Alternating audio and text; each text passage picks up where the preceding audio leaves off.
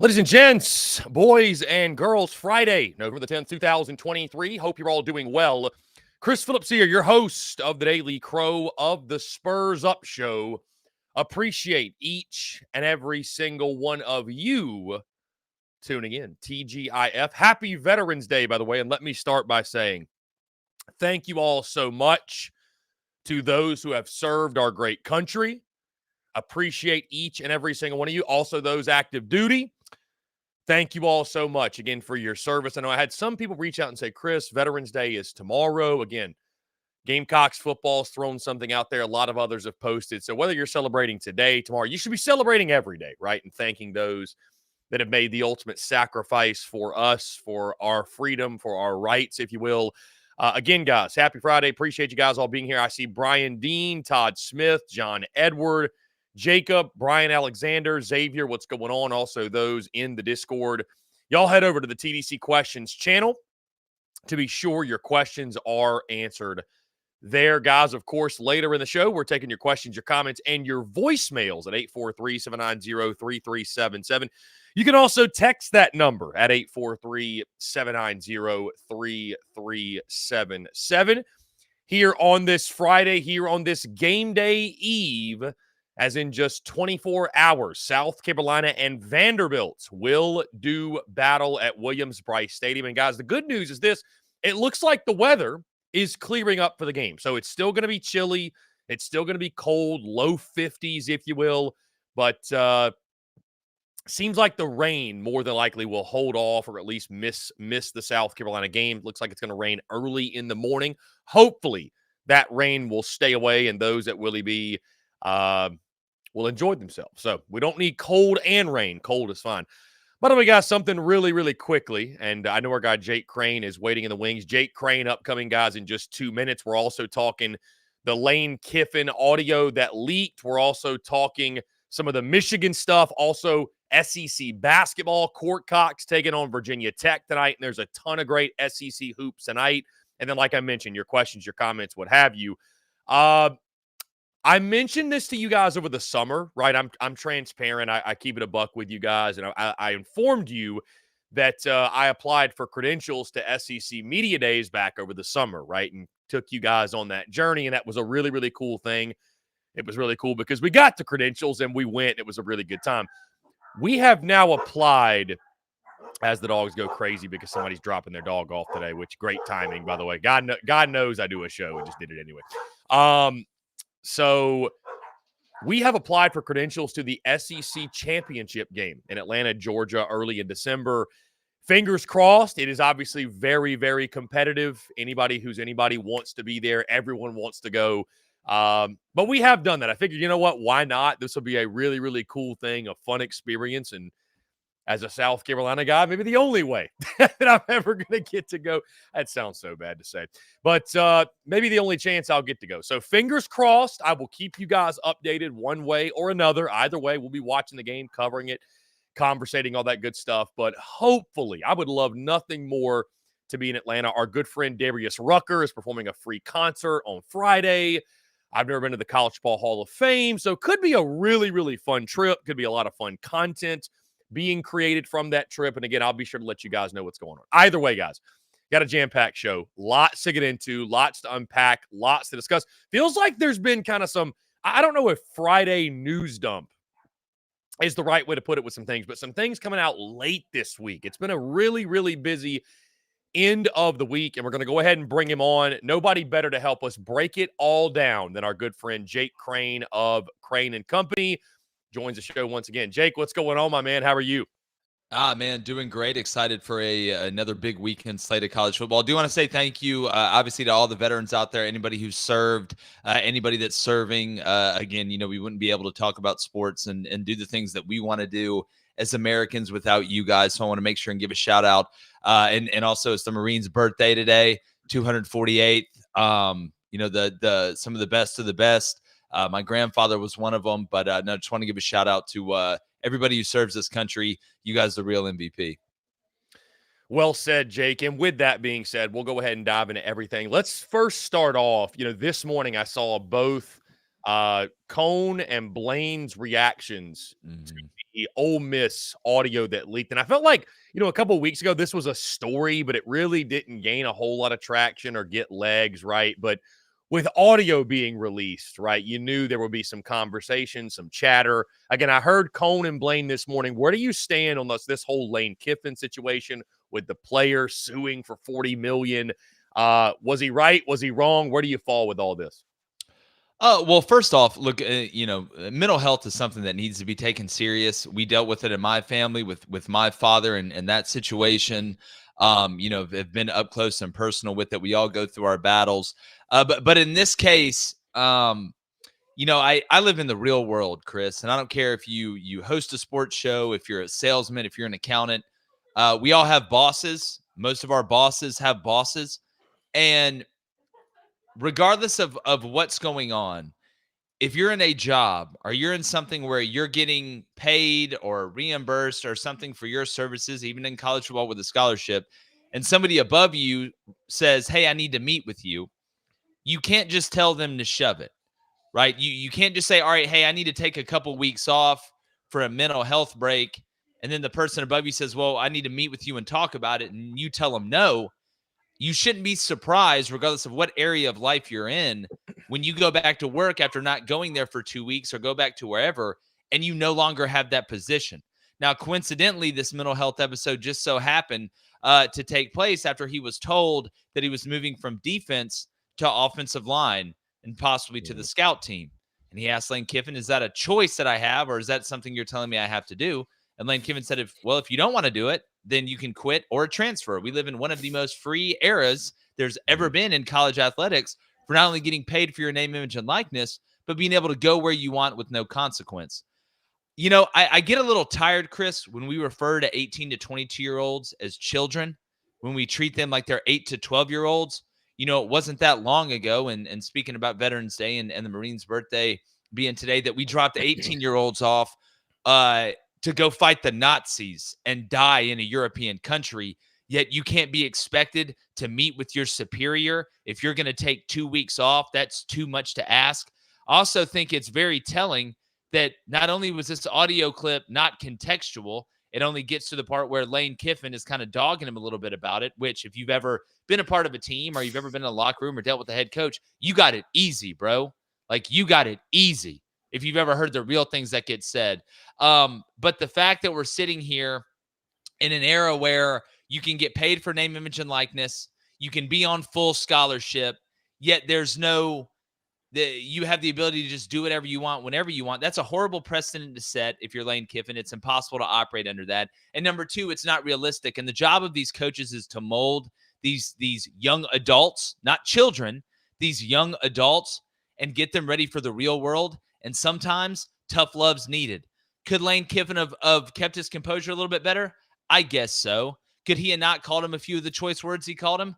I guess so. But sometimes it makes you better. And the best thing he could do for that kid was to be honest with him. What I find unbelievably ironic is you have one coach tell a bunch of kids who have gone in there and worked hard and haven't done anything wrong or asked for a break, "Hey, I'm bringing new luggage with me. You might as well transfer. I'm bringing my Louis with me." And that's cool. That's hip. That's with it. But Lane Kiffin tells a guy who took a 2-week vacation because he didn't like the way it was going and didn't show up, "Hey, you're off the team." And now all of a sudden Lane Kiffin is Harvey Dent.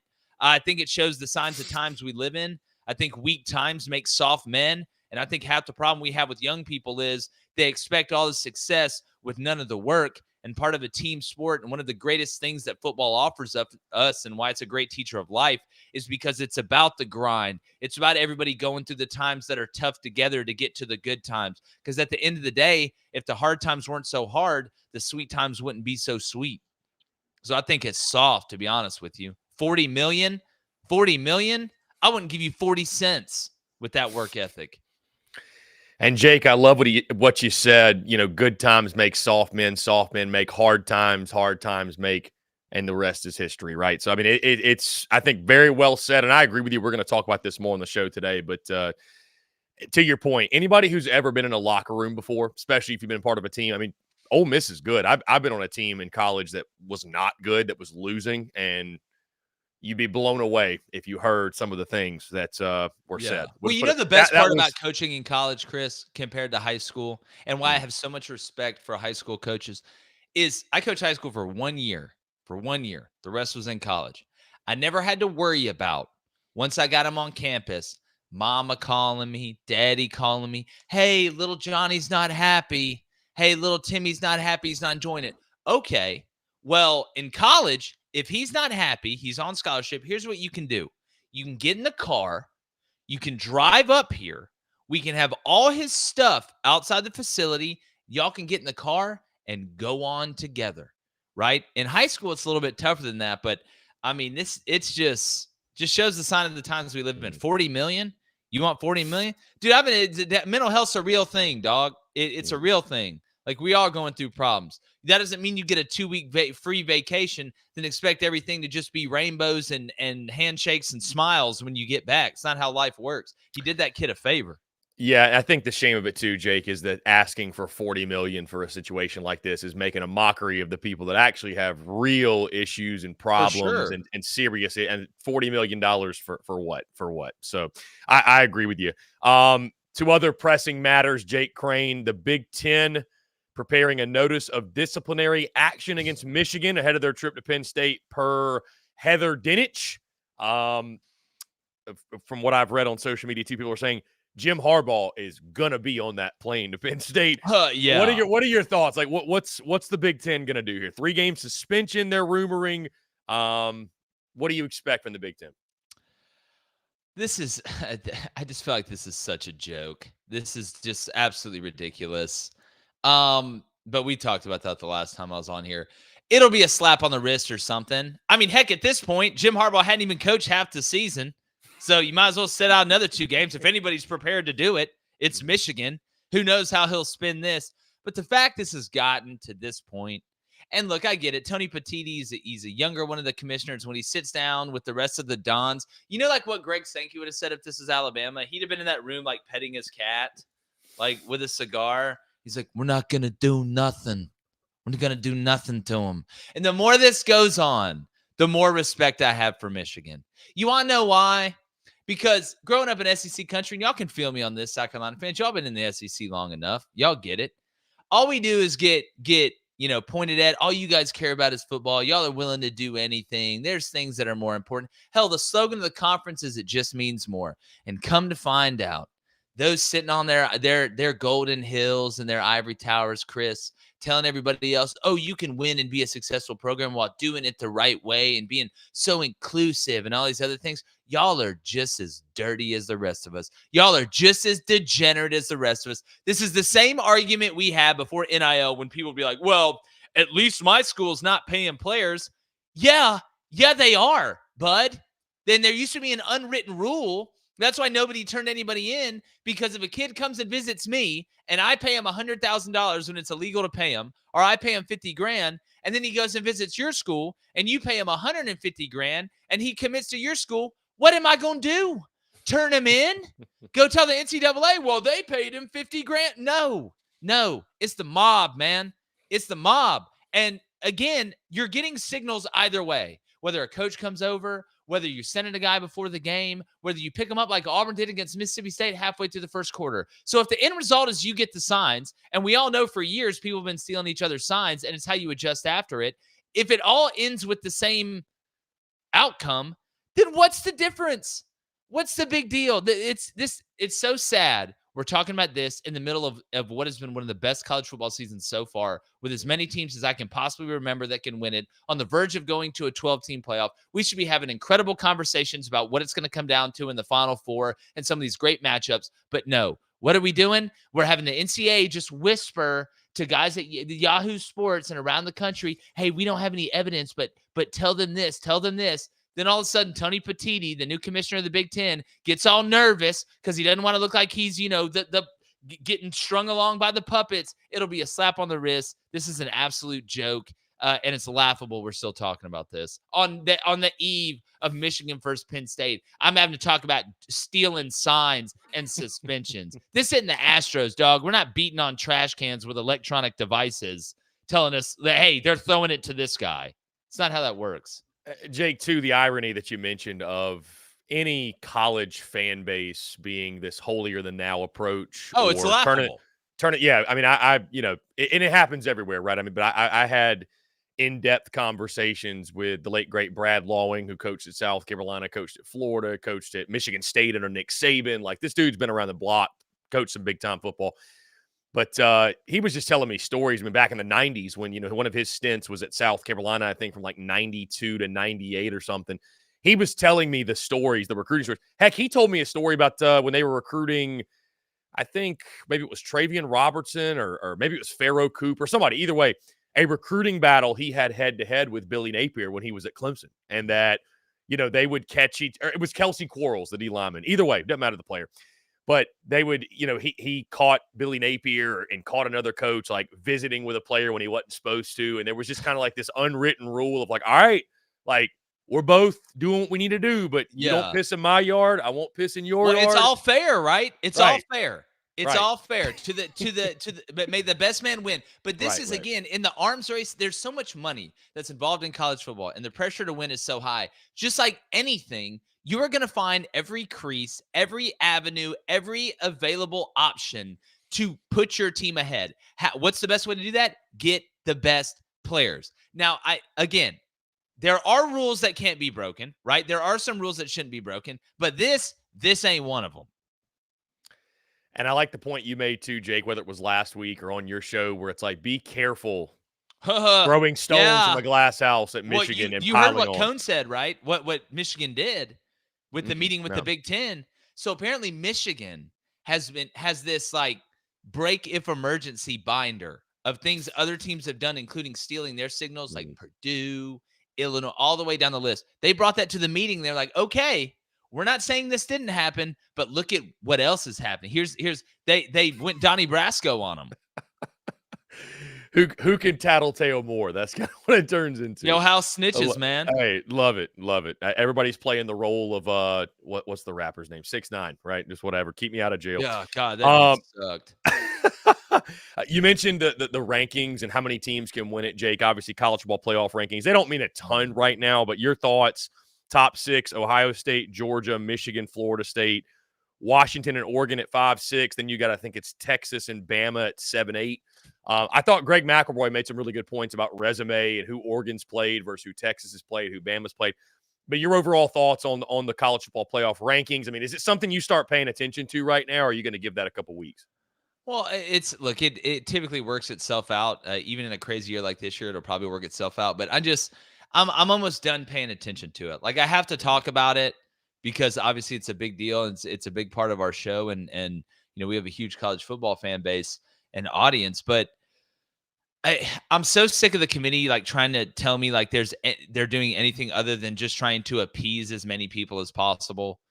Like I get it doesn't all just need to be one thing, right? You want it to be a multitude of things, but it still has to make sense. Like, you can't sit here and tell me Ohio State is number 1 in the country because of what they've done this year, because of their resume. The reason they're in front of Georgia and Michigan is because of their resume and what they've done this year. And then Florida State's number 4. I don't understand that. You can't tell me that. You can't tell me that head-to-head also is a huge deal and it matters when teams with even records who both lost once in the last 3 weeks, one to the other one, how Texas was in front of Oklahoma when they both had one loss. That makes absolutely no sense. You can't tell me that being undefeated matters more than anything and then put Tulane, who's 7-1, over James Madison, who's 8-0. So it's all contradictory. They try to appease as many people as possible.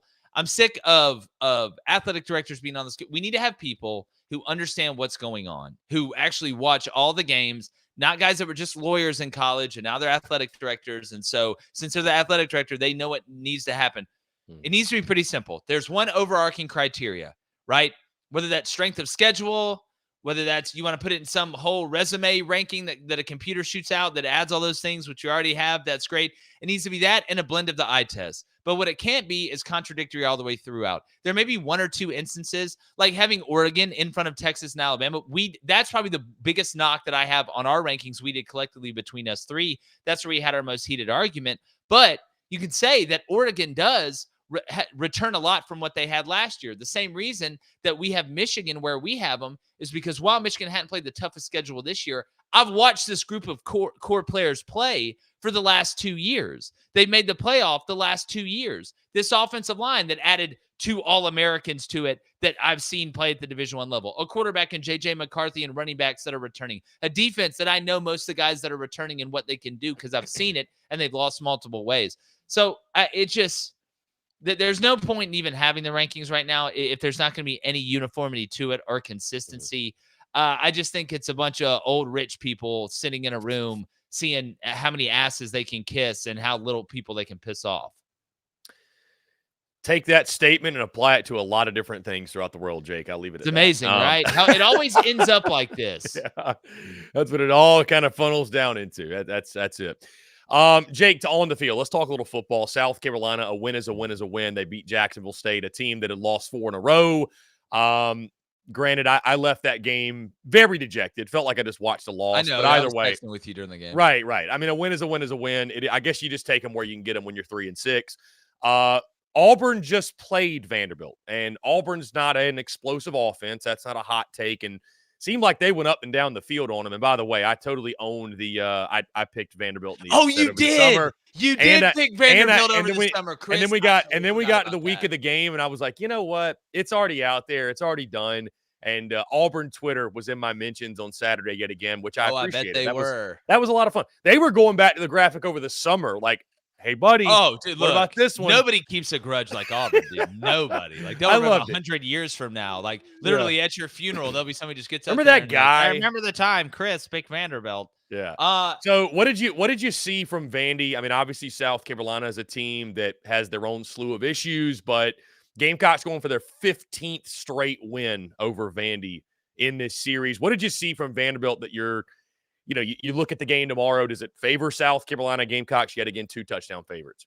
Yeah, same thing I saw when they played Hawaii. They're bad at football. Outside of Will Shepherd, Vanderbilt's bad at football. I don't care what anybody says, however they try to convince you. This offensive line is awful. And then you look, I mean, it's gotten to the point now where I don't care how good you are on defense. Eventually, when you realize the offense is awful, it just takes a little bit out of you every day. And it's look, Vanderbilt's trying to get to graduation. Those guys are trying to get that degree at this point. I mean, let's be honest. No, they're just not a good football team, and it's unfortunate because I do like Clark Lee. And there was a lot of talk in the offseason about Vanderbilt, being more of a consistent power.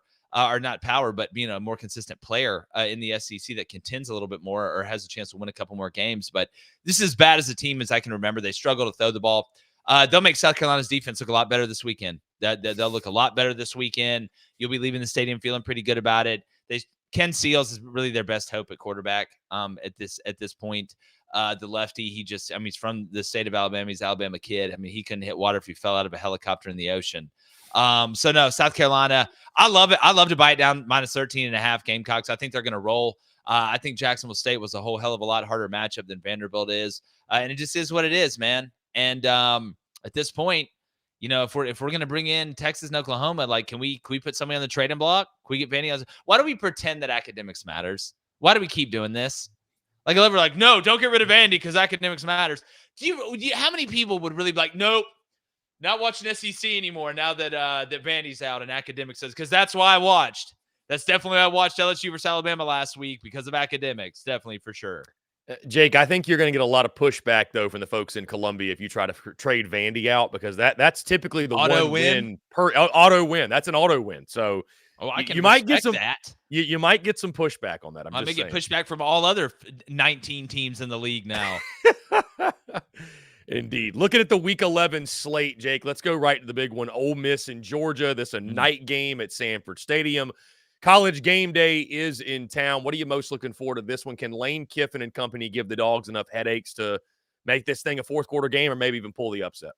Well, I do think this Ole Miss team is built a little bit different than some of the Ole Miss teams we've seen in the past that have had success. Typically they're high flying on offense, defense just holding on by the seat of their pants. See if they can outscore you. It'll be fun. Let's go really fast. This Ole Miss team, I think, is more physical and more balanced than they've had in a while. I think, Pete Golding's brought a little bit of calm to that defense, a little bit of an edge too into what he brings and his ability to mix it up and understanding who he's going against in the conference. I think they're deeper and the front seven on the defensive line than they've been in a while. But having said that, this Georgia team, the scariest thing about them, and I'll continue to say, is that they're a very old, young team. They're a team that is developing while they're winning. They're very mature. They don't get too high. They don't get too low. I've not seen them panic yet, even in first halves where they've struggled. And that's where Georgia's really struggled in the first half. Then in the second half, that G stands for gravity here as of late, and they just keep pushing on you and pushing on you.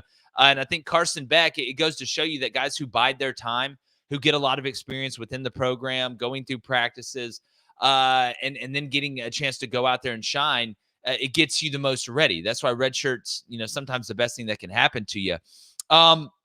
Looking, though, schematically, where Georgia has had, quote unquote, trouble, been pretty good on defense this year, quote unquote, trouble against the run, is teams that have quarterbacks that can press the perimeter, right, in the run game, because they're able to spread you out and then attack you vertically.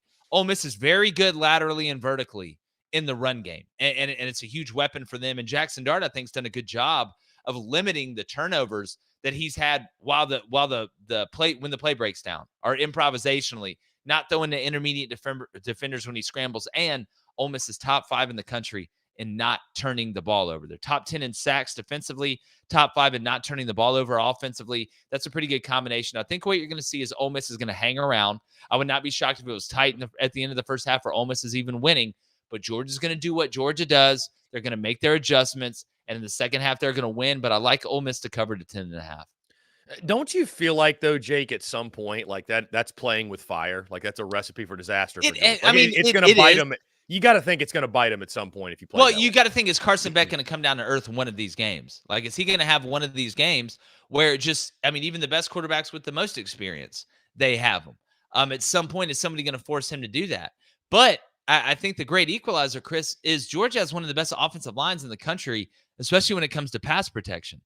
I mean, you have a guy that's willing to throw the check down, a guy that's got plenty of security blankets, even without Brock Bowers, a guy that's got a solid run game, that's deep at the tight end position. There's a reason Georgia's number 1 in the country on third down on offense and on defense.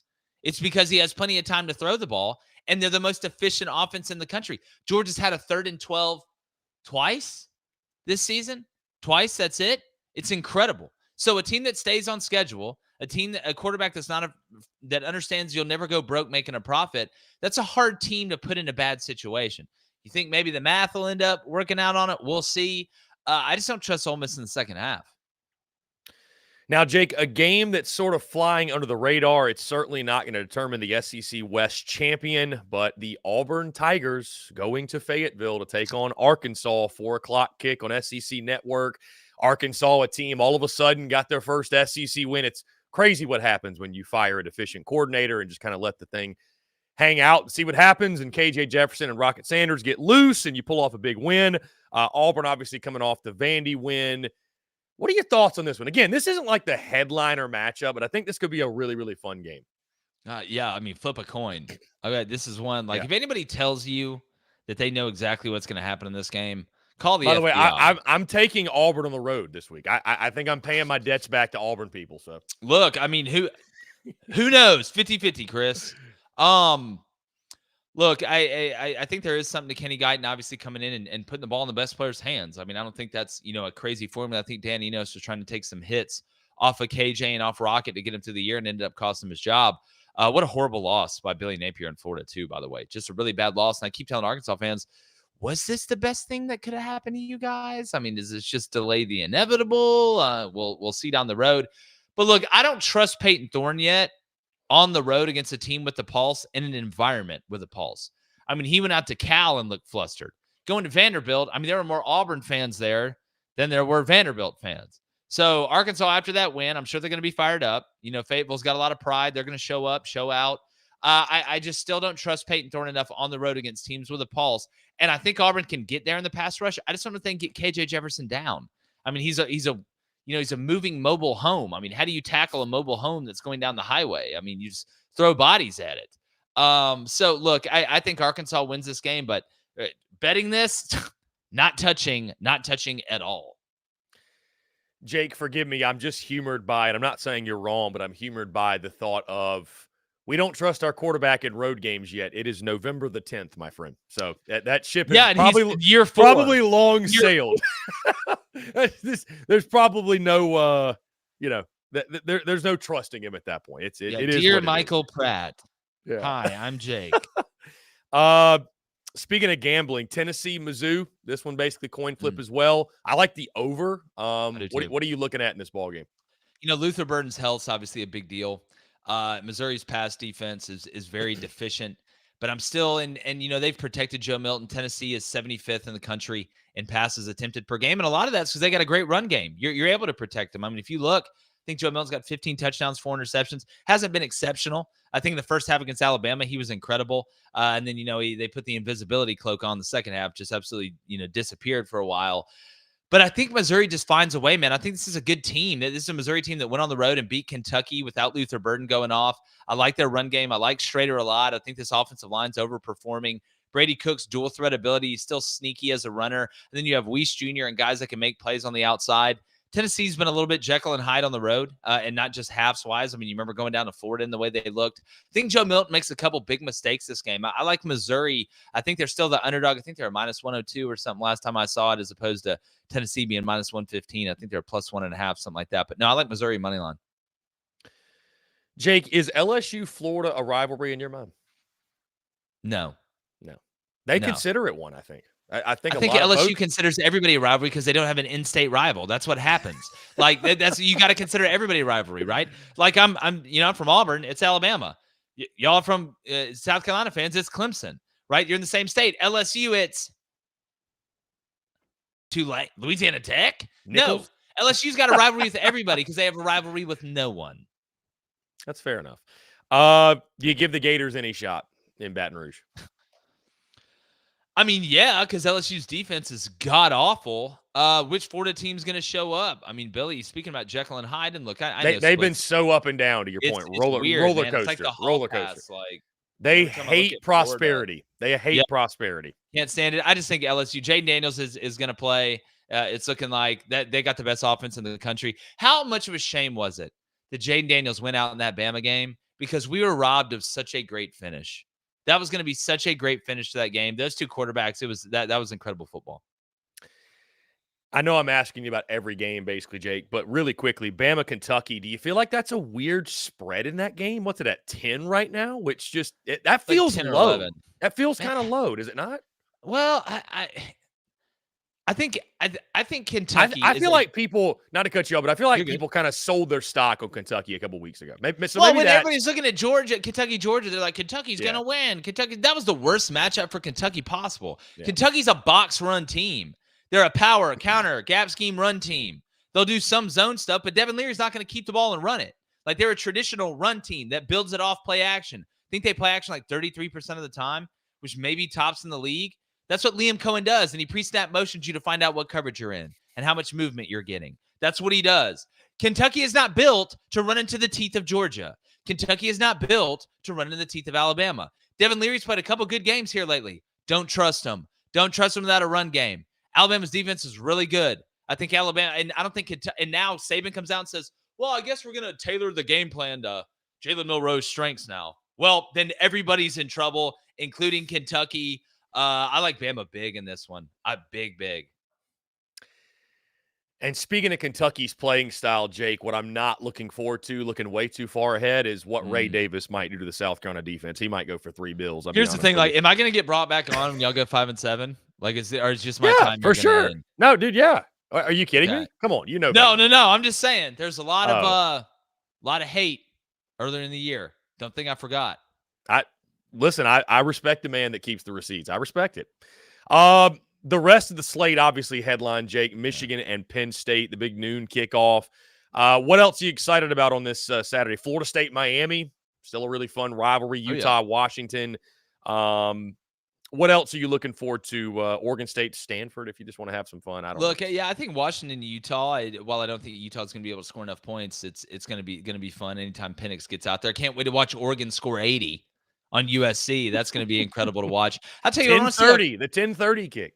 Yeah, that's going to be a murder. Oh God, it was Dan Lanning and Bo Nix in the library with a rope.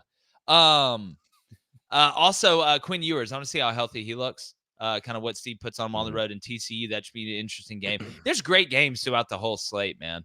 Mhm. It's just all over the country, from the West Coast to the ACC. Duke, North Carolina. Don't think Riley Leonard's going to play. Obviously, North Carolina's kind of fallen off a cliff. Louisville dodged a bullet last night.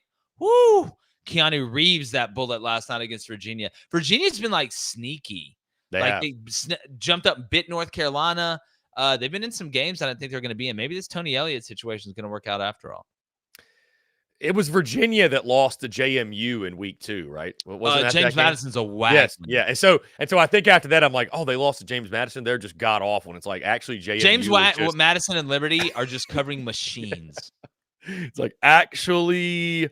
And don't kid us, Jake. I know you're most looking forward to South Carolina Vandy at noon. That's going to be just a thriller. Murder they wrote. Worse than Jacksonville State. I've got a 17-point win. And to be fair, like I only had a 10-point win or 11-point win against Jacksonville State. South Carolina I think JSU would wax Vanderbilt. Truly. They would. Here's the thing. Who's going to make the mistake and hire Rich Rod? Who's going to do it? Somebody's going to do it. You know it's going to happen. Hey, by the way, I got to tell you, did you see on social the parlay my wife hit? I saw the amount. I didn't see the actual games. Bro. What was it for, like $5K? 56. We bet $13 to win $5,600 on an NFL anytime touchdown score. She picked seven players that had to score a touchdown the same day. Bro, I watched it from start to finish. She picked 2 in the same game twice.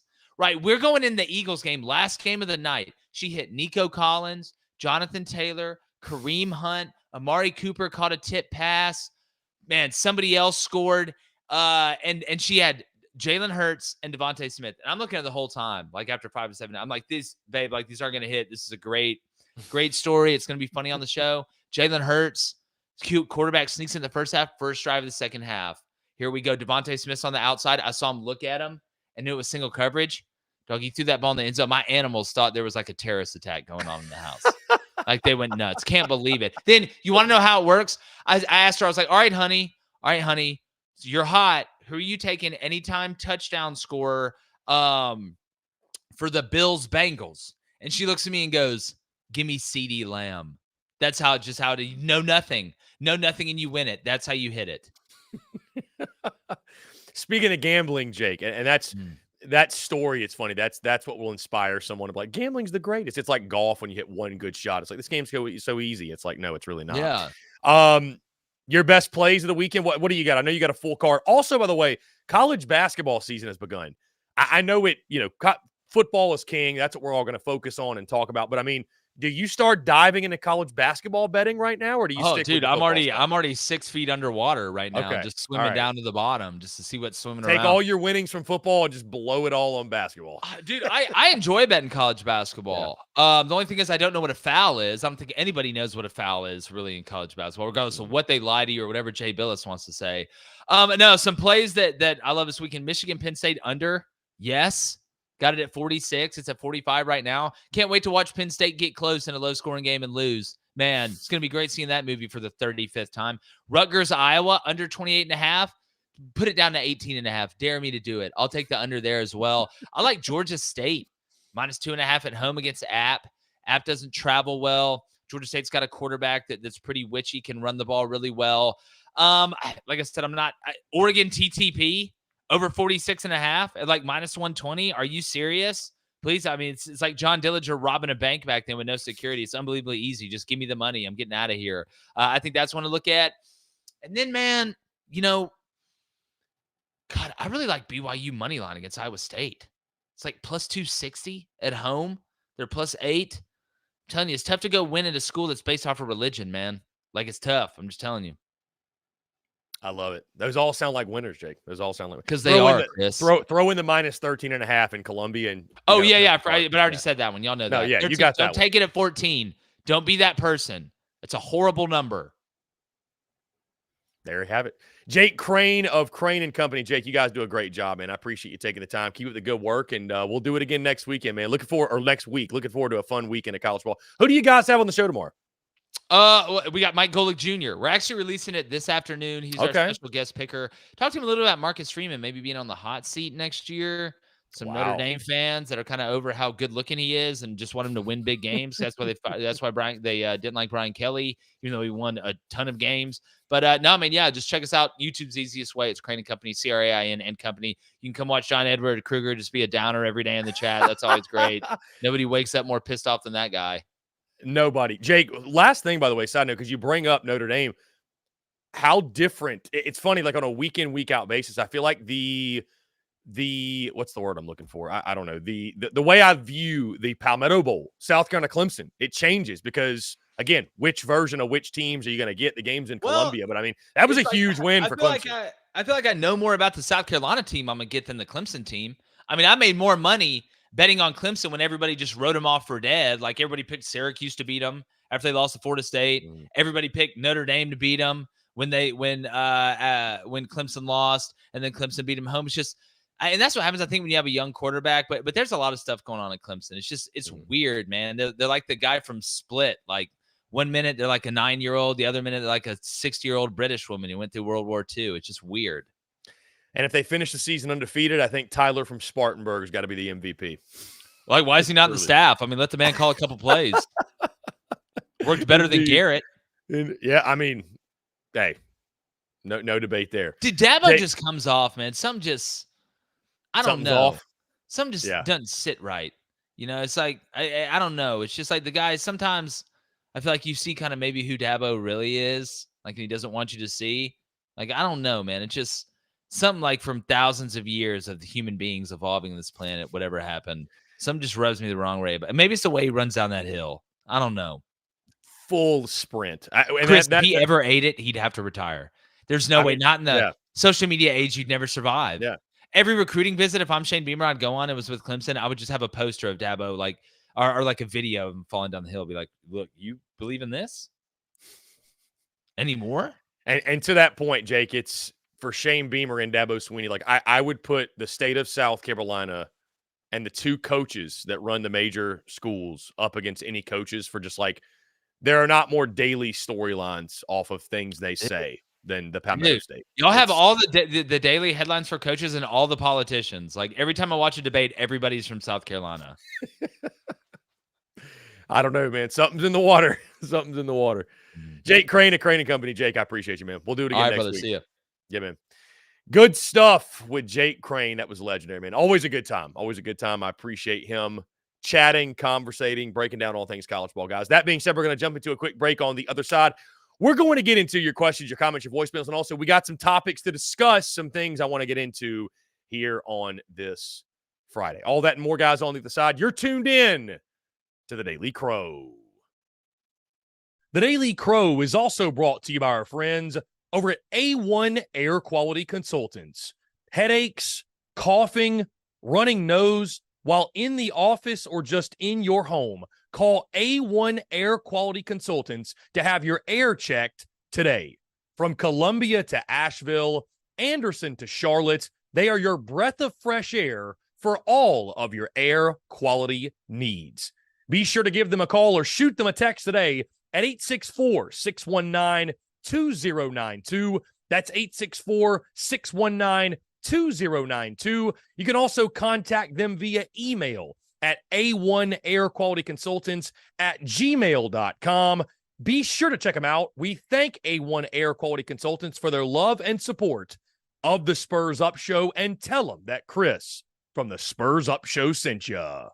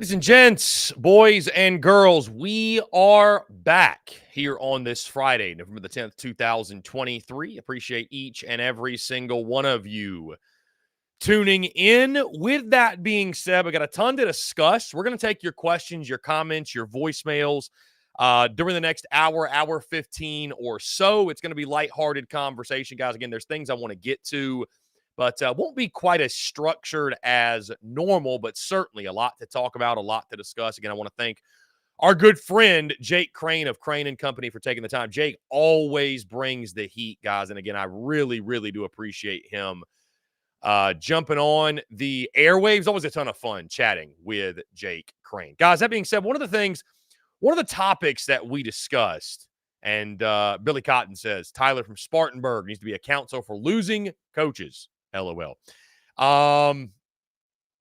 Let's see. Some of the comments here, and I want to hear from you guys in regards to your thoughts on Lane Kiffin. Was he in the right? Was he in the wrong, guys? This has become much more of a talking point now that we've got some audio. The audio leaked from the conversation he had with former defensive lineman DeSanto Rollins. In case you missed the story, guys, DeSanto Rollins, a defensive lineman on Ole Miss's football team, accusing Ole Miss and Lane Kiffin of not acknowledging that he was dealing with some mental health issues, what have you. And obviously mental health is a really, really serious thing, right? It's not something to joke about or make light of. Like, mental health is a really, really serious issue that needs to be addressed head on. But DeSanto Rollins basically went ghost for 2 weeks, went no-show, and used his mental health issues as the reasoning why. And the audio comes out today, or yesterday, I should say, Lane Kiffin stating that, you're off the team, we can kick you off the team, what have you. And again, it paints Lane Kiffin in this negative light, guys. And again, you got to be careful when you're talking about issues like mental health, and because people want to take things and spin them and run with them in whatever way they want to run with it. Lane Kiffin's in the right here, guys. Lane Kiffin's in the right. Because the bottom line is this. When you are accountable to someone or something, I don't care what you have going on. There is no excuse for not communicating. Just none, guys. There's just none. No excuse is good enough for lack of communication. Not at least letting the people know that are in charge of who they're accountable for you to a degree, not letting them know what's going on. That is irresponsible. That's ignorance. And it just can't be tolerated and accepted. Honestly, guys, anybody who's been in a locker room on any sort of team before, they're going to hear that audio and go, that's honestly not that bad. I mean, guys, I was on a team in college. I was on a very bad team as well my freshman year. Very bad. We went like 18-40, right, on the baseball diamond. Very bad. And I mean, the things that the coaches would say. I mean, guys, I'll never forget, we had a practice one time. We were forced to put tape over the logos on our hats. And the reasoning was because we should be ashamed that we are representing the school with the product that we're putting on the field. So, like, mental health is for real, but what's unfortunate about this situation, asking for $40 million, right? $40 million for this is like, you're honestly making a mockery of the people who actually have real issues, that have to deal with it and go through it. And I'm not going to sit here and pretend like I'm an expert, but again, there's no excuse for not communicating with your superior. None. There's just no good excuse. And guys, Lane Kiffin tossing around a couple F words, couple curse words. Like, dude, if that bothers you, boy, some of y'all would struggle in a locker room. Some of y'all would struggle in just real everyday life, having some real man-to-man conversations. Some of y'all would struggle with that if that bothers you. So, could Lane Kiffin have done some things differently? I mean, sure he could have, right? I mean, sure he could have, but I have no issue with what Lane Kiffin said. I think Lane Kiffin was in the right, and I don't think Lane Kiffin disrespected the kid or spoke down to the kid. I think he talked to him as one adult talking to another. A player who's on scholarship, probably getting NIL, taken care of, what have you. He talked as one adult to another. So I don't know what this kid's trying to accomplish. I don't know what he thinks is going to happen, but he ain't getting $40 million. I'll tell you that right now.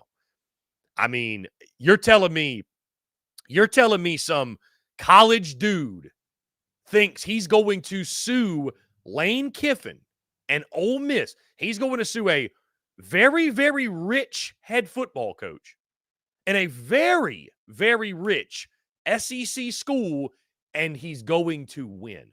They are going to beat him down into oblivion. There's just no way. I don't know how he thinks this is going to end well.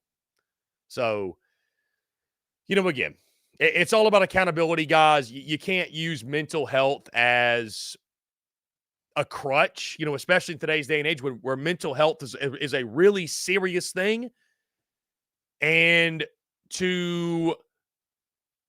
that's fine if he would have been in communication and said, hey, coach, this is what I'm dealing with, like just had an open-ended conversation. But to ghost for 2 weeks and then just show up and be like, oh, yeah, it's my mental health problems. Like, it's just not going to fly, man. Whatever the problem is, doesn't matter. Doesn't matter.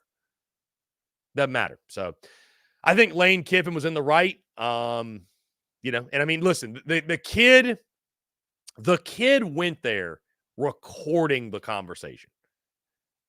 I mean, if that ain't a setup, guys, I don't know what is. If that ain't a setup, I don't know what is.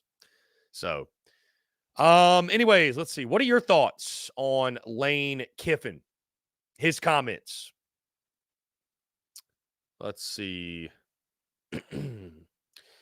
John Edward. I was part of a basketball team my senior year of high school, and we were bad. John Edward, by the way, side note, how does it feel that Jake Crain just said you were the most angry dude in the world? Basically. Like he said you come to their show every day angry. How does that make you feel? Like, I mean, I don't know.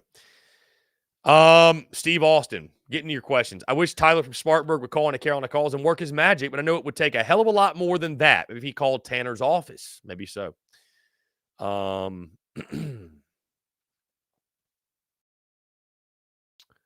Let's see.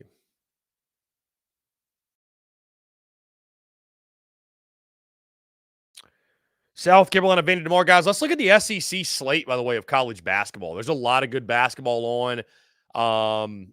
South Carolina, of course, taking on Virginia Tech in the Beamer Bowl on the hardwood. Virginia Tech is back up. So this line, guys, has moved around. Vatek opened as a 6.5-point favorite. When I checked it this morning, it was at 5.5. Vatek is back up to a 6.5-point favorite. The over-under, which was at 141.5 this morning, is now down to 139.5. So, Gamecocks, I feel like, guys, this is how I look at it, right?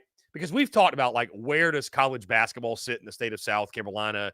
Does it move the needle? I mean, guys, a lot of SEC schools are like this too, right? Like, where football is king. Folks would rather, like, you think about it. Basketball season runs November, December, January, February. For South Carolina, unfortunately, not normally March or April, but we'll just say March. If we're being transparent, Gamecock fans would rather talk about football all the way up until at least early January, and then maybe you have some basketball and you're previewing baseball, and then, like, we have forever looked at South Carolina basketball as that thing that kills time between New Year's Day and opening day. For better or for worse. And that's not a knock on Gamecock Nation. It's because the product has never really been all that good. I say all that to say this, guys. Like, this game tonight, fairly or unfairly, feels like a game that sort of determines how closely people will pay attention. Like, this game and then what you do against Clemson, right? What you do against Clemson. I mean, heck, a lot of people look at baseball season that way. Well, do you beat Clemson in the series? Like, well, if you do, then I'll pay attention in the SEC. I mean, if not, then baseball season's over, right? when it's not football, that's just how people's minds work. This game tonight, though, I think is going to go a long way in people saying, okay, if you win, I think all of a sudden, okay, this team could overachieve. That's a nice win, nice early season win. If you lose, and especially if it's ugly, it's like, okay, same old, same old. Guys, admittedly, if I was making a pick, I'd go Virginia Tech. I just don't, one win over USC Upstate does not make me trust that South Carolina basketball is ready to overachieve and take the next step. And I will be taking, and I am taking Va Tech in this game. But it should be a fun one. 9:30 tip, ACC Network.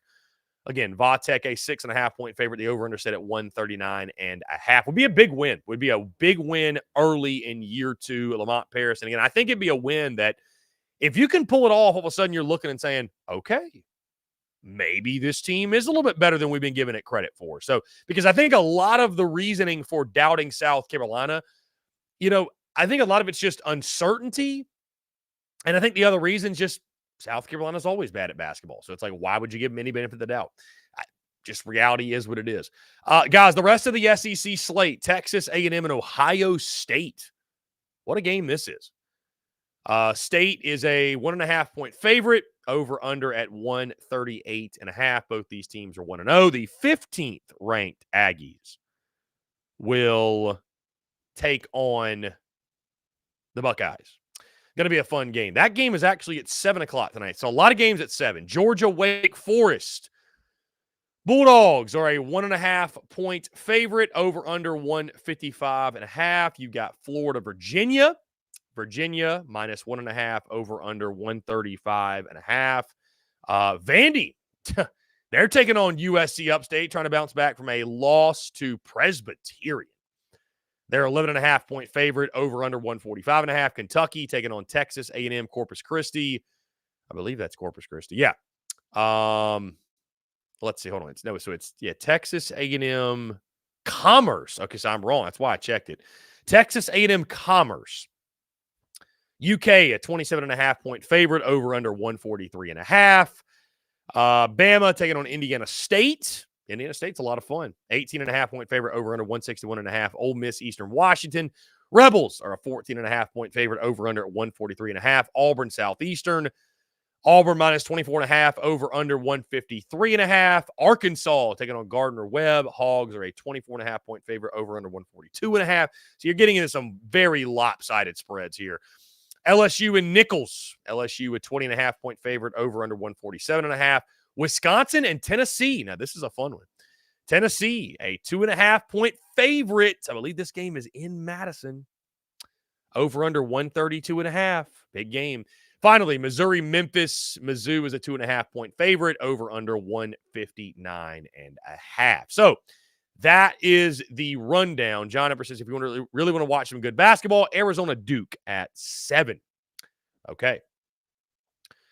Let's see. The game on Peacock. I did notice that, TaylorMade.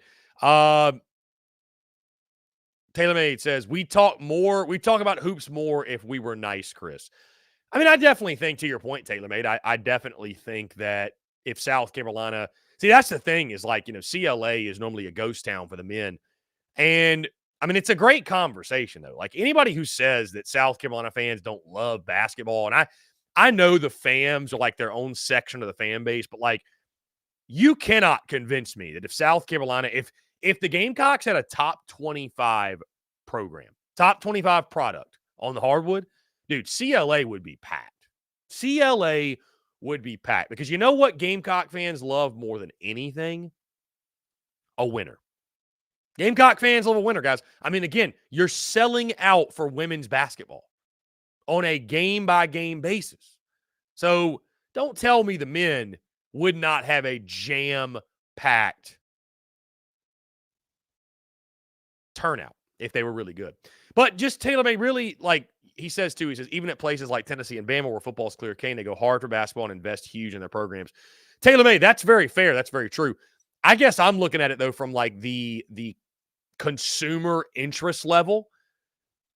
Even though, even the schools that are good in the SEC, like, I still just think football takes priority right now. You know what I mean? It's like one of those things where, you'll start worrying about, like, basketball right now is more of a footnote. It just is. And, like, I fought this for so long, guys. Like, I was, again, I felt obligated to, like, shine the same light on every sport and give a full breakdown and preview. I mean, you notice, right? This is the first ever season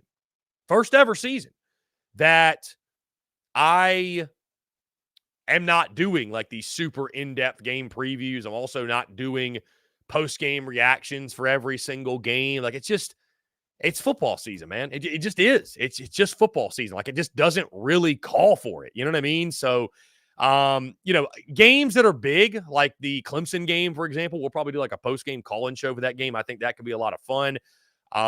We'll do some things for stuff like that. But I mean, it just, does it really move the needle? Does it really move the needle? And you have to factor that in. And, you only have so much time and so much energy. And it's like, you know,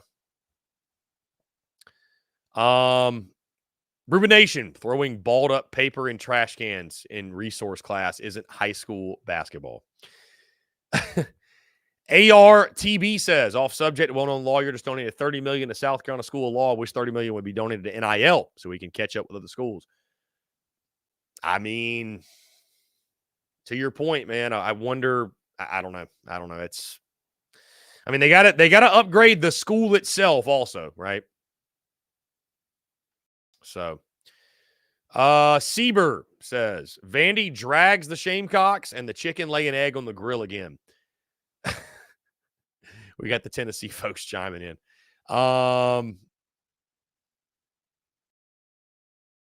Let's see. Steve Austin, hey, Sieber, I think it's time to get behind Mizzou, the second best SEC East team. How about it?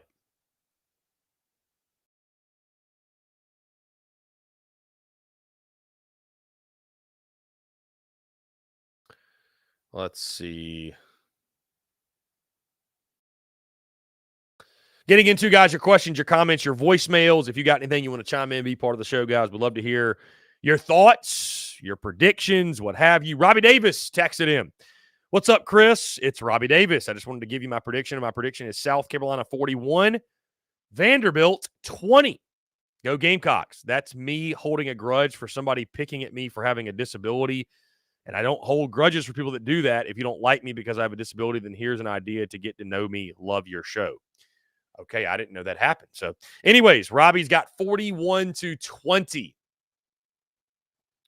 Gamecocks getting the W. I do think, guys, again, I do think South Carolina, I will be stunned. Maybe stunned is too bold. I will be surprised if this is a close game in the fourth quarter. I really will. Guys, Vandy's not good. They're just not good at all. You know what I mean? They're just not good. So Steve Austin says, I respect everybody, and I know we're all different, and it's not all about me, but for the record, the only sport I care about is football. And again, Steve, that's very fair. And I think especially when you're talking to guys like Jake Crain, or you're talking to folks that cover the SEC and the entire league, or cover, nationally, I couldn't spit it out, cover nationally, whether, when you cover one individual team, then I think it's manageable, right, to cover each of the sports and get to it, whatever. But, like, when you're SEC-wide or national, like, dude, you're going to focus on the things that move the needle on that scale. And I'm sorry, guys, but, I'm sorry, but basketball in early November just doesn't do it. It just doesn't do it, man. So, I think you start paying attention to basketball, dude, probably when conference play starts. I mean, that's when you really start getting into it. Guys, I mean, admittedly, the way I cover baseball is going to change too. Like, I am still going to cover baseball for sure. Like, I love baseball, and but it's, this is going to be the first time, like, we didn't change up the podcast and stuff until May or so of this past summer. So, I mean, it's going to be a little bit different. It's going to be a little bit different. That's going to be fun to navigate. We're going to do SEC power rankings for baseball as well. The plan is to do SEC power rankings weekly for basketball. That's going to be my plan. But we'll do the same thing with baseball, and we'll kind of do a roundabout, whatever. But, guys, as I obviously transition to talking the entire SEC versus just South Carolina. You just can't do post-game reactions after every game. You can't do these in-depth previews for every single game. Like, it's about focusing on the things that move the needle and that people care about. And, it's basketball right now, unless something notable happens, takes somewhat of a backseat. Now, again, we will definitely, I will cover baseball. I'm not even telling you I'm not going to cover basketball. Like, we're still talking about it here, but what I've realized from years past, Will, is like, for example, basketball, like, I was doing certain things to almost just kind of like, I've learned over the years the difference in entrepreneurship and life between being busy and being productive, right? So, like, I would do these in-depth basketball previews for like South Carolina, USC Upstate, and give like, here's Upstate players to watch for, here's this, here's that, whatever. And it's just like, I was being busy. I wasn't being productive. You see what I'm saying? Now, we are going to talk about it for sure. Like, I'm going to talk basketball. There's no question. I'm not telling you guys that I'm just going to completely ignore basketball because, especially you get into January and basketball's the hot thing. February too, early February. Basketball's the hot thing. Just right now, right? We've got so much football going on. Again, I'm excited for these basketball games. I really am. I think there's some really, really good games. Again, I think this is a game tonight for South Carolina. If you go in there and you win as a 6.5-point underdog, I think all of a sudden you start to turn some heads. You make people think, okay, well, this team's a little bit better than we thought they were going to be. Like, to me, if you're the 14th best team in the league, if you're really what people said you were in the preseason, you don't win this game. So if South Carolina is able to pull out the straight up upset, I'm not saying Virginia Tech is world beaters, but I mean, you go into this game tonight and win as a 6.5-point dog, and you win straight up, I think all of a sudden you look at South Carolina men's basketball and say, okay, this team's got some potential. I mean, it'll be just 2 games in, but got some potential. So I think that opportunity is out there for South Carolina tonight. I'm curious to see what Va-Tech is. I mean, both these teams, guys, got blowout wins in their season opener. So we'll start to learn a lot more tonight about the Gamecocks. And again, Will, dude, I'm a baseball guy through and through, man. I'm not going to not cover baseball. That would be crazy. John Eber, what do you think about for the first time, instead of it being the SEC Big 12 Challenge, change to the SEC ACC Challenge where South Carolina will play Notre Dame? I think that's cool. I mean, I think any cross-conference stuff you can do is fun. I don't, if it's whatever, it's Big 10, it's ACC, it's whatever. I'm cool with it. Mars Standing says the USC men's basketball program will never get to the level that Dawn has got the Lady Gamecocks to. Well, I mean, to be fair, Mars Standing, that level that Dawn Staley's gotten them to is pretty crazy, right?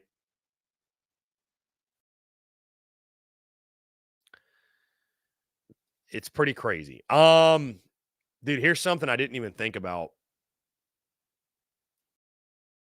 Our guys over at Sons of Saturday, who are a Va-Tech podcast, they reached out to us and asked, in your opinion, do you believe Shane Beamer will be the coach at South Carolina by the Chick-fil-A kickoff in 2025? A lot of the Va-Tech fan base is asking. So I'd like to think so, man. I really would. This is a conversation, of course, we're going to have probably all off season. I think he should get through 2025. I think Shane Beamer should get his full 5 years, but you do wonder if South Carolina is sitting at this point next year. If they're sitting at, let's just say 3-6, they're sitting at 2-5, they're sitting at even like 3-4, a losing record. I mean, and I think a lot of it's going to depend on how you look, right? But dude, it's one thing to say, yeah, we'll just wait it out forever. We'll give them another 3-4 years, but like to go through it, especially if things aren't going well, it's much, much easier said than done. Let's put it that way. It's much easier said than done. So 843-790-3377. Guys, that's 843-790-3377. You can call that number. You can text that number, whatever you like here on this Friday, November the 10th, 2023. Our guy Chris Lee says this: if Vanderbilt's going to upset South Carolina tomorrow, it needs to attempt about 194 passes. It may not get them there, but they've established that run pass on 3rd and 8 won't either. So, and I talked to Chris Lee, guys, this week, not on air, obviously, but just texting him about, hey, your thoughts on the game? Does Vandy have a chance? What are you expecting? He's not optimistic at all. He's not high on Vandy's chances in the slightest. And again, guys, you look at Vandy, they're just not a good team. They're just not a good football team, like bottom line. So, yeah.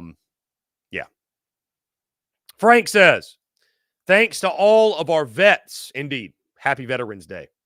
Mark Livingston says, I'm not saying the men's team will ever get to the level of the women's team. However, to be fair, the women's team was not very good before Dawn, so let's give Paris some time. He had nothing to work with last season. Yeah, and again, Mark Livingston, I mean, I don't know if this is a hot take to some people, but I'm going to say this, and you can agree or disagree in the comments. Building what Dawn Staley has built at the women's level is far easier to build that at that level than to do it at the men's level. It's much easier. And guys, the reality of why it's much easier, how many schools out there make women's basketball a priority? How many? I know that the SEC's gotten better and that like the women's tournament is, it's gotten more competitive. But I mean, realistically, guys, like the women's tournament doesn't even start getting competitive to the Sweet 16. Like, so there's about 20 teams in the country that have made women's basketball any sort of priority. I mean, it's just like, and I mean, Dawn Staley, great coach. And that's the thing. Like when you get a Dawn Staley, I think it becomes very, very easy to get the best players. It's like, and I'm not saying that, like, I'm not undermining what Dawn Staley's done. I'm just saying that, like, it is easier to do it at that level than, like, you cannot, it's just not fair to say, well, in Mont Parish, you need to do what Dawn Staley's done with the women. It's like, dude, it's a totally different thing. It's a totally different ballgame. It just is. So I don't think you can hold him to that standard. I just don't think that's fair. So Austin Gregory says, we know what's coming. Who are your dream defensive coordinator candidates? Do you think Beamer had a guy in mind like he did with Loggins? Austin, I have not made a short list, man, to be honest with you, to even know like who's available, who the top candidates would be. Does he have a guy in mind? I have no idea. But I tell you what, Austin, this is an important hire. It's an important hire, man. And I know it hurts you, Austin Gregory, to say that because you were riding the Clayton White train for quite some time. You were riding the Clayton White train. You wanted to believe that Clayton White could be that dude, and man, it hurts us all. But it hurts us all. But I don't know. I don't know if Beamer's got a guy or not, or there's somebody in mind. Curtis Scholl says this. Rumors, Beamer is keeping Clayton White for another year. Curtis Scholl, where are you hearing those rumors? I tell you this, if that's the case, if that's really true, Curtis, that's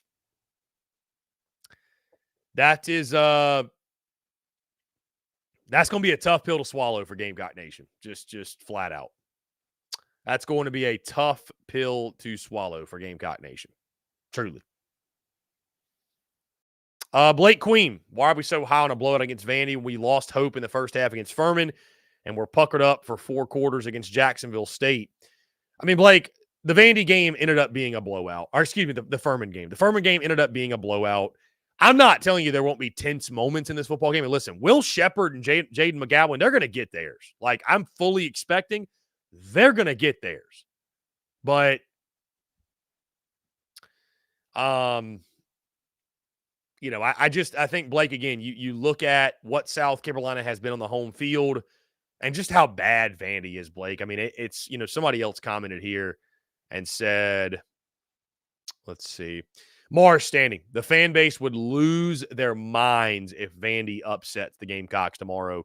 You know, it's funny. I posed the hypothetical on social media. I think it was Saturday morning, actually, and some people got upset about it, and I didn't know how close to being accurate I would be when I posed the question, hypothetically, if South Carolina loses to Jacksonville State, then what? And I mean,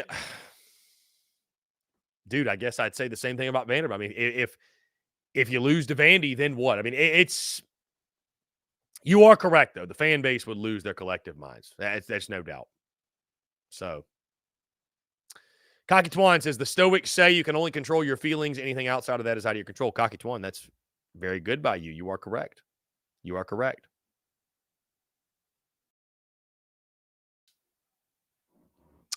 Austin Gregory, I can see McGowan or Shepard and Garnett and Black next year. Need Beamer to hit them with the Sabins line. You'd be playing more if you were here. Mark Livingston, if Beamer keeps White, he will lose the fan base. This could be the biggest hire of Beamer's tenure. Mark, it's a huge hire. I would still say that the offensive coordinator hire after Sapp was the biggest hire of his tenure. I just, because here's the thing. Nobody's asking the Gamecocks defense to be elite. We're just asking it to not be embarrassing, to not be one of the worst in the country. But if the offense is bad, if you miss on the OC hire, you don't stand a chance, man. You don't stand a chance, because if you can't score points in this day and age, you're not going to last very long. Bottom line. Guys, we're going to jump into a quick break. On the other side, we'll keep it rolling with your questions, your comments, your voicemails, and more on the other side. All that and more, guys. You're tuned in to the Daily Crow. The Daily Crow is also brought to you by our friends over at A1 Air Quality Consultants. Headaches, coughing, running nose while in the office or just in your home, call A1 Air Quality Consultants to have your air checked today. From Columbia to Asheville, Anderson to Charlotte, they are your breath of fresh air for all of your air quality needs. Be sure to give them a call or shoot them a text today at 864-619-2092. That's 864-619-2092. You can also contact them via email at a1airqualityconsultants@gmail.com. Be sure to check them out. We thank A1 Air Quality Consultants for their love and support of the Spurs Up Show, and tell them that Chris from the Spurs Up Show sent ya.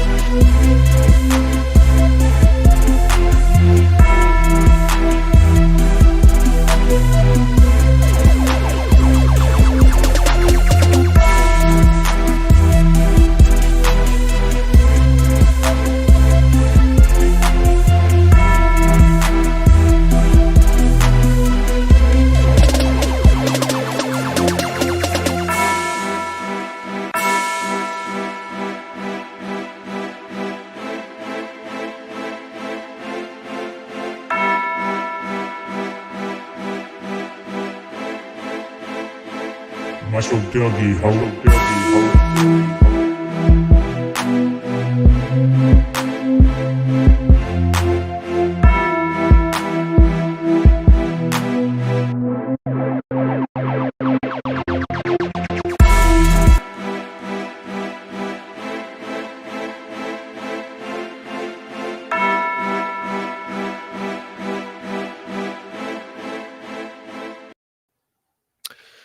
Ladies and gents, boys and girls, we are back here on this Friday, November the 10th, 2023. Appreciate each and every single one of you tuning in to the Discord. We go. Our good friend Dalton, aka his life in the Discord is his name in the Discord is Life Unenjoyer.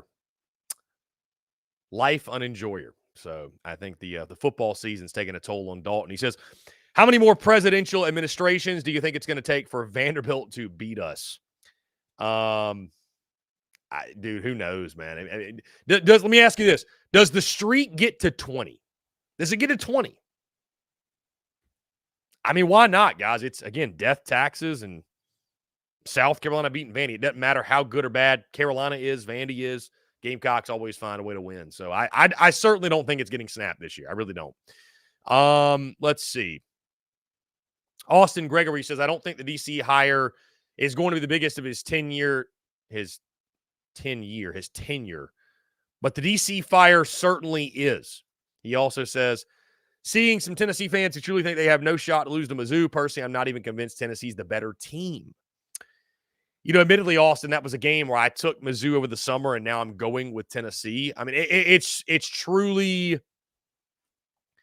a coin flip. It's truly a coin flip, no doubt. It's who knows. John Everett, it's comfortable in Greenville. It feels pretty good in Greenville. Austin Gregory, a loss to Vandy is a tough pill to swallow, but a loss to Vandy that would throw us out of bowl contention's a pill I don't see anybody being able to swallow very easily.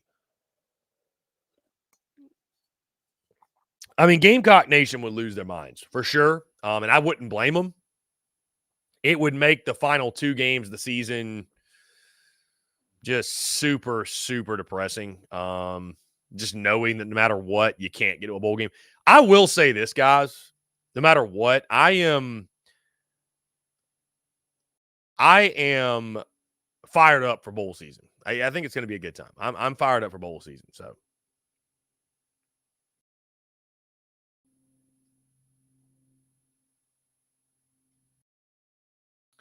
Very excited for bowl season. Guys, continue to leave us your questions, your comments, your voicemails, 843-790-3377. How about this? Kirby Smart says, everyone has doubted Georgia this season. On the Pat McAfee show, Kirby says, everybody has doubted us and given us motivation all year. The college ball playoff rankings haven't come across my desk, and I don't care. I really don't think our team cares, and we got to go out there and do it on the field. I mean, Kirby is the king of,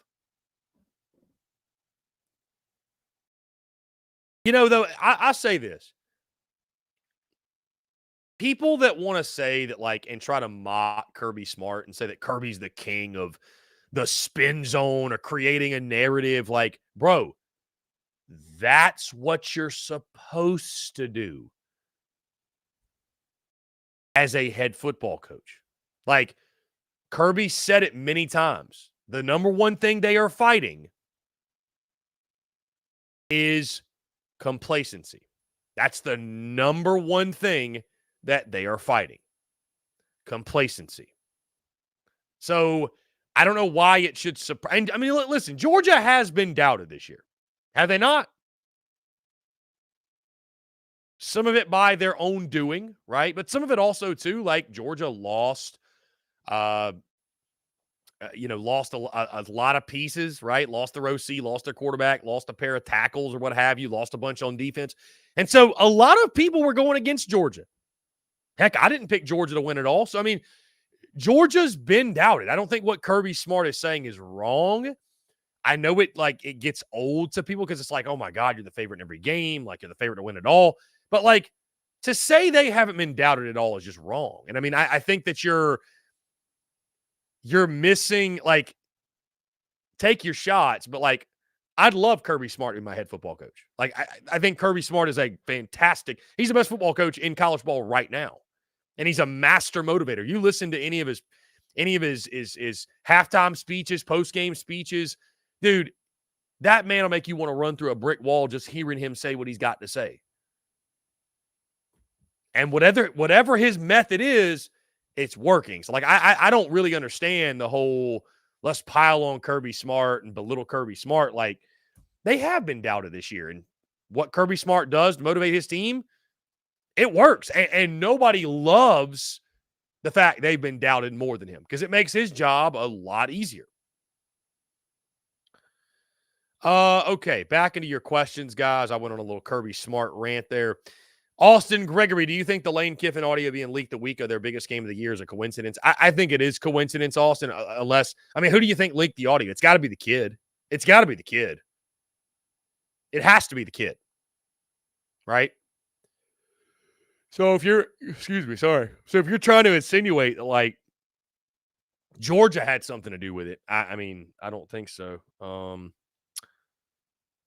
We got a text here, Robbie Davis. I just finished playing some disc golf. Wanted to give you my prediction for tomorrow. South Carolina 40, Vandy 20. So apparently his predictions changed, 40-20. Took a point away from South Carolina. I will be surprised, guys, if South Carolina does not cover. I will. I'll be surprised if the Gamecocks don't cover.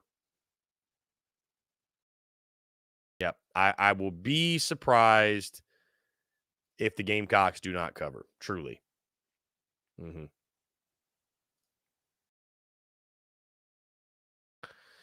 Again, guys, you're on YouTube. Be sure you hit that subscribe button, hit that bell icon so you get notifications when we go live. We drop new video content as well, guys. We are releasing tons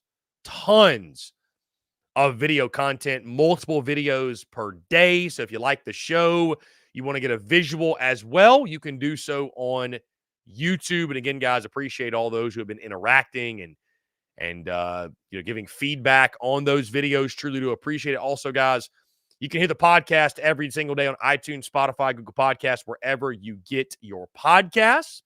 And again, we appreciate the love and support. TSUS would not be what it is and what it's becoming without your love and support. So again, thank you guys so much. Batman Gummies, what a name, says, what is it with Tennessee fans constantly going to South Carolina pages? Dude, it's a rivalry, man. It's just a rivalry, man. It's a rivalry. Blake Queen says, bro, please fix the Discord link. Okay, I will do that today. I apologize. I don't know why that is not working. Oh, you asking if you think the kid waited to this week to release it? Yeah, I think that doesn't surprise me. Yeah, that it was out of spite. I think out of spite for sure. I don't think it happened by accident, Austin, to your point. Mm-hmm.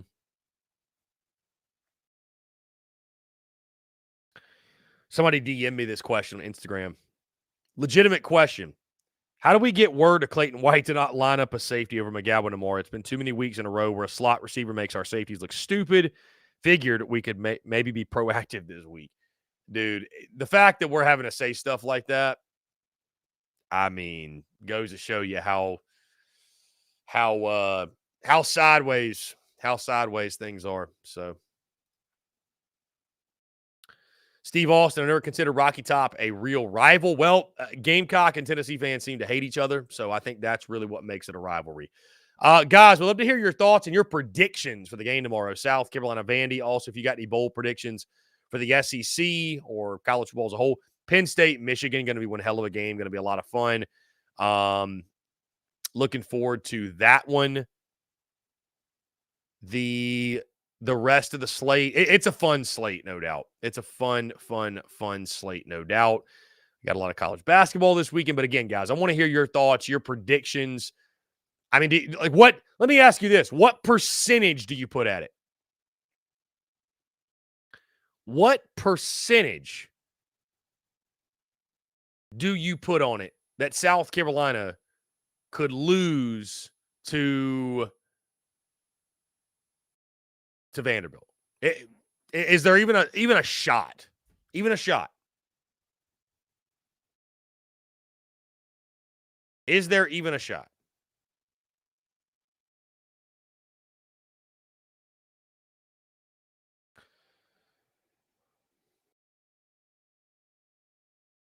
Also, is there something like specifically tomorrow? I know I asked this question before Jacksonville State, but is there something tomorrow that you need to see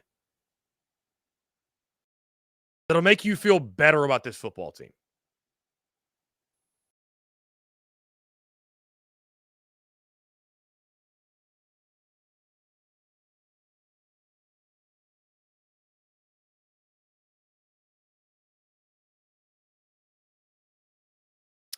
Batman, do you think we could beat Kentucky? Do I think it could happen? Yeah, for sure. And I mean, we'll talk about that game obviously all next week, but there are some matchups in that game that really, really concern me, Batman, to be totally transparent with you. I'll be curious to see what the spread in that game is. I think a lot of that will depend on how Kentucky looks this weekend against Bama, how South Carolina obviously looks. Like, let me just put it to you this way. Let's say, I mean, I'm going to just go on record right now and say, I don't think South Carolina's favored over Kentucky. I said this back over the summer. I stick to it now. Unless Kentucky loses by like 30 to Bama tomorrow and Carolina wins by 30, and then maybe there's a changing of the thought of these two teams. But I don't know, man. I just Austin Gregory, 11% chance. He says 10% for Clayton White and 1% on player error. Chuck Burkett says 0.01. Frank says there's a 30% chance. Jacob says, I want to think that we pull away big, but I'm going with 38-17 in the game. Gamecocks. Jacob says 10 to 15%. Or see, that's John Edward. Jacob says 25%. Mark says, I'm a lifelong Gamecock fan, so there's always a shot that we could lose a game like this. I think we win, but we like to give everyone a fighting chance. Yeah, I mean, I don't know. Maybe I'm going in this game a little bit too confident. Brewer Nation says 50%. Come on, Brewer Nation, you don't mean that, do you? 50% chance to get. So you think it's a toss-up game? Come on now. Austin Gregory said, could this finally be a game we get to pull players in the fourth? Ha, who am I kidding? I mean, Austin, here's the thing. Like, unless you're up by like 30, wouldn't you agree that, like, this is a team that needs to build as much confidence as possible going in the final 2 weeks? So, like, I think there's value in playing a lot of guys, but, like, number one, I don't think Carolina's going to be up 30 or 35 or whatever, or, even 28. But I mean, dude, like, you need to get that. Like, everybody needs to feel it. The starters need to feel as good as they possibly can going into Kentucky and Clemson. Just padding the stats, whatever you got to do. You know what I mean? But I 50%. Brewer Nation, Vandy can throw it downfield over 20 yards a lot. That scares me. I don't, in Brewer Nation, what's weird, I don't know why I have so much confidence, because after the Jacksonville State game, I was convinced that Carolina would never win again. And I mean, I still wouldn't go gun to head. I wouldn't go 6-6. I wouldn't go they went out. But I don't know, man. I think it's just the fact. I think it's just the fact that South Carolina has always found a way to beat Vandy. Like, just always. They've just, no matter what, they've always found a way. You know what I mean? Like, we'll see. I think Vandy could definitely create a scare, no doubt.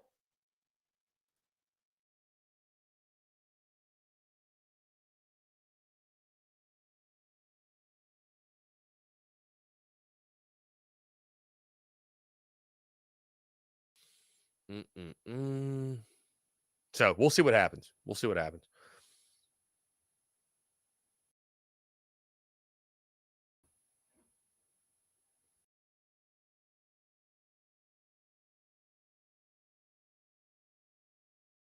Guys, 843-790-3377. That's 843-790-3377. Again, guys, I appreciate each and every single one of you. Wow. Big Game Boomer is picking Georgia Tech to beat Clemson. Georgia Tech to beat Clemson. How much stock do y'all put in Big Game Boomer's lists and picks and everything? Anyways, he's got Georgia Tech over Clemson. He's got Arizona beating Colorado. He's got South Carolina over Vandy, Michigan over Penn State, Georgia over Ole Miss, Mizzou over Tennessee. So, LSU over Florida. Any other big upsets? Not really. Arkansas over Auburn. Bama over Kentucky. Nothing really outrageous. Georgia Tech over Clemson. Boy, oh boy, oh boy.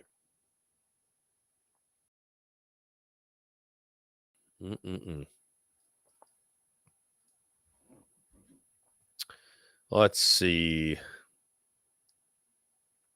Jacob, I think Mario goes over 150, or goes over 100, maybe 150. I do think tomorrow could be a big day for Mario Anderson. Again, guys, they're giving up 180 yards per game on the ground.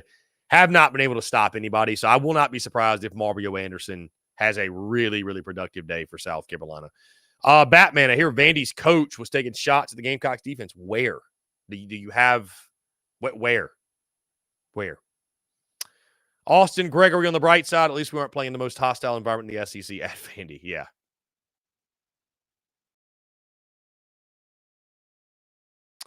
Austin, battle the bottom of the East against Vandy. Who would have thought this in the preseason? Isn't it crazy, Austin? It humbles you real quick. The SEC, man, the grind it is. If you're not up to it, it'll humble you really fast. Austin also says, how has the University of Kentucky been unable to land an NIL deal with Jack Daniel's Kentucky Bourbon? Seems like it makes too much sense. Maybe something to do with it being alcohol. That might have something to do with it. So,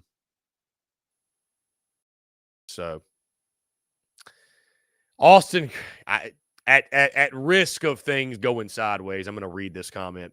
Austin Gregory says, Big Game Boomer lost stock for me when he said the best Gamecock account was a burner from a dude named Dave who used Photoshop to promote bold takes behind the face of Bin Laden. Oh. Batman says Locked On Gamecocks was claiming that, so I'm not too sure.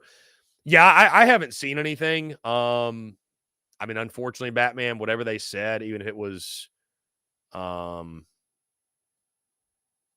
I mean, what could he have said that's wrong? You know what I mean? Is it taking a shot to say that the defense stinks? Frank said, blown out of proportion. He said it was the type of offense they might have opportunities against. Okay, so something just wasn't as big as folks made it out. Dude, I don't know, man. I've seen nothing that's like notable.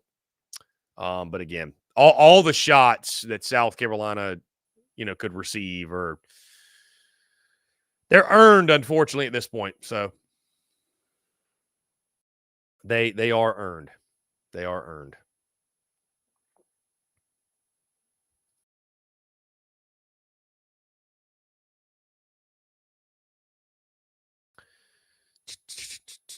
Let's see.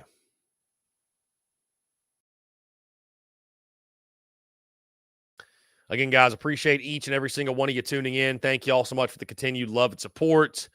As I mentioned yesterday, expanding on stuff, guys, I'm really grateful that y'all are happy to and willing to partake in the SEC chatter, all of the SEC chatter, and talking about other games that the teams would have you. It makes me really confident in what's to come for the content and for the business and everything we're going to do. And I'm really excited for it. And again, I appreciate you all. That's why I said welcome to the Tennessee folks. Welcome to all the SEC fans out there. Again, I appreciate y'all. And again, all the Gamecock fans that embrace this and have ran with this. And it means the world. It means the world, truly. It feels good, I guess, to say it does. It feels good to say that it makes me feel like as much as we're all Gamecock fans, people also just have my back and enjoy conversating with me and hearing what I have to say. And that's a good feeling. That's a good feeling. So that's a good feeling. Batman says, What team will you miss playing yearly since divisions are going away? You know, I don't know. I'd probably say Georgia. I just that's a cool game for me since my childhood. Like I grew up in the CSRA, like right there on the border of South Carolina, Georgia. Like that was just a game I always looked forward to. So it's gonna be weird. It's gonna be weird. No Carolina, Georgia next year. Guys, we're going to jump into one final break. On the side, though, we'll close out the show in style with more of your questions, your comments, your voicemails, and more on the other side of this break. You're tuned in to The Daily Crow. The Daily Crow is also brought to you by our friends over at A1 Air Quality Consultants. Headaches, coughing, running nose while in the office or just in your home. Call A1 Air Quality Consultants to have your air checked today. From Columbia to Asheville, Anderson to Charlotte, they are your breath of fresh air for all of your air quality needs. Be sure to give them a call or shoot them a text today at 864-619-2092. That's 864-619-2092. You can also contact them via email at a1airqualityconsultants@gmail.com. Be sure to check them out. We thank A1 Air Quality Consultants for their love and support of the Spurs Up Show, and tell them that Chris from the Spurs Up Show sent you.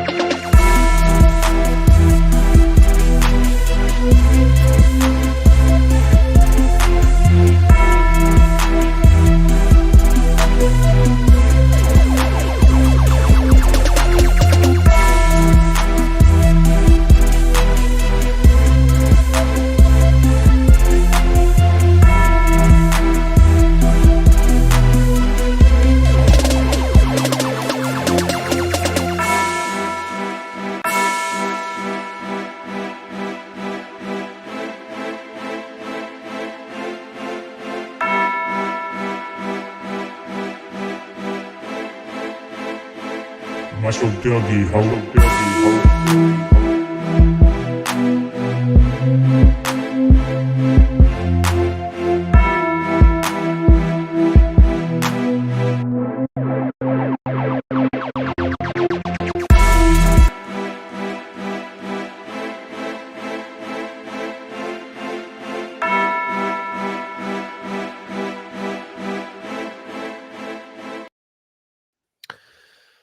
Ladies and gents, boys and girls, we are back here on this Friday, final 10 minutes or so of the show. And I got to be honest, I don't know what is going on in the chat with Sieber talking about chicken nuggets or what have you. Guys, important date to mark on your calendars in all seriousness that we can all look forward to, all SEC fans.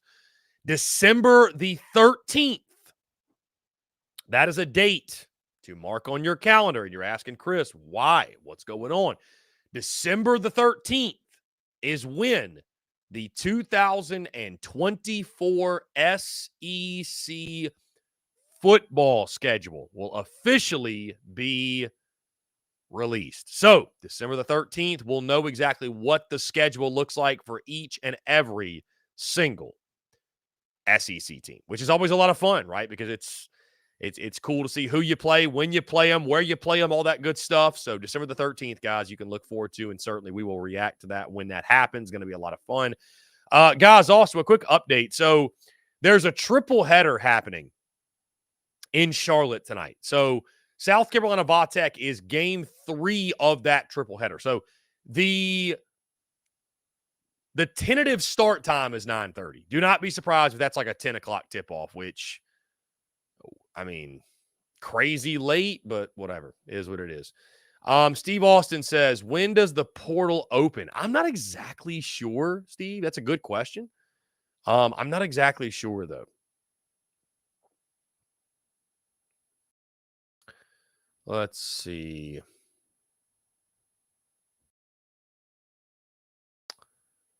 Just rolling through some of the questions from earlier in the show. Drew Johnson simply said, fire Clayton White. Big Wash says, no basketball until football season is over.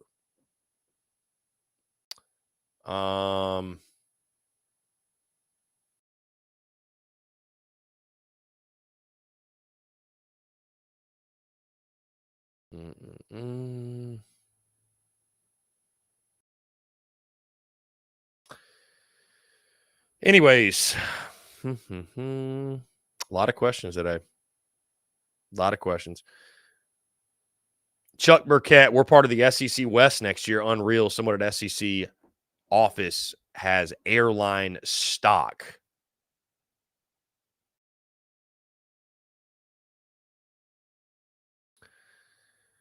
Yeah, I mean, divisions are going away, but it definitely feels like an SEC West heavy schedule with LSU, Ole Miss, A&M. Will says, we consider ourselves a football school, but our basketball team was closer. I don't know who this is, but our basketball team was closer to a national title than our football team has ever been. I mean, you aren't wrong, Will. You actually are not wrong. South Carolina's men's basketball team was a game away from playing for the national championship. That's what's crazy. That 2017 team was a game away from being in the national title. Like, that's wild, man. Wild. Wild when you think about it.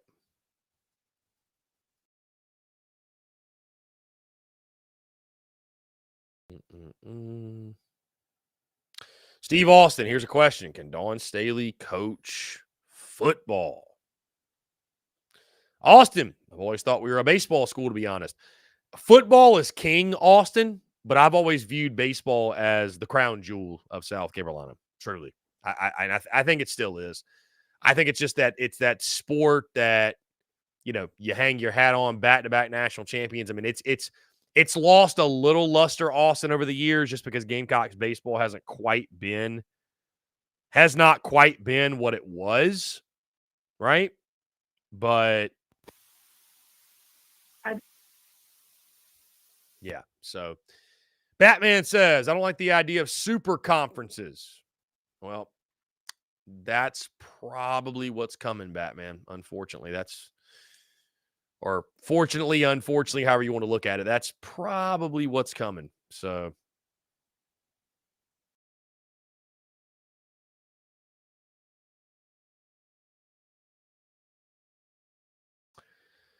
final day of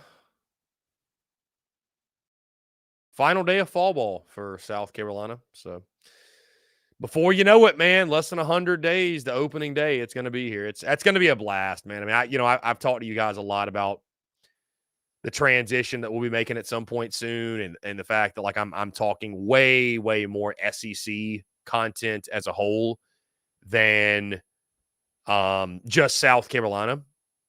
Plenty of South Carolina, but incorporating the SEC content as well. I cannot wait to talk all things SEC baseball, man. I love baseball. SEC baseball. There's no better baseball out there than SEC baseball. Cannot wait, man. I mean, it's going to be a blast. Like, truly going to be a blast. So, looking forward to it. Cannot wait. And it's going to be a lot of fun. So, Austin says, how do you think our linebackers will fare tomorrow? Dude, I don't have incredibly high expectations, honestly. I'm sorry, but I just don't.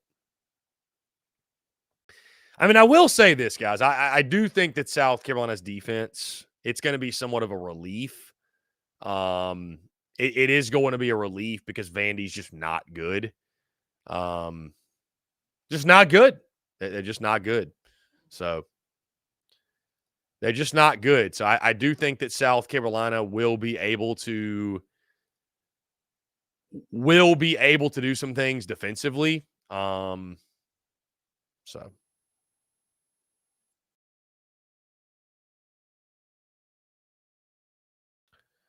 let's see. Guys, don't forget, by the way, tomorrow we have the post-game call-in show after South Carolina and Vanderbilt. So we'll be going live immediately following the conclusion of that game. Going to be a lot of fun. Going to be a lot of fun. Looking forward to it. We will have that YouTube link up later today, I believe, tonight, something like that. Before the game, either way. We'll take your questions, comments, and, of course, your calls. Should be a fun one. Hopefully, after a big win for South Carolina. Again, somebody asking, like, what would happen if the Gamecocks lost to Vandy, bro? It'd be ugly. I mean, it really would. It'd be ugly. To put the nail in the coffin of not going to a bowl game, and after that, you'd have to wonder about the motivation factor, and for that no longer being a possibility, right? So I don't know. We shall see. We'll see what happens. I don't think that's going to happen. I think South Carolina gets the job done. So, guys, again, I can't say thank you enough. If you're tuned in on YouTube, make sure you hit that subscribe button. Make sure you hit that bell icon as well, so you get notifications when we go live. We drop new video content. We're dropping video content every single day on YouTube. Also, we drop daily podcasts every single day on iTunes, Spotify, Google Podcasts, wherever you get your podcasts under the name The Spurs Up Show. So be sure to check us out there, iTunes, Spotify, Google Podcasts, guys, social media at The Spurs Up Show.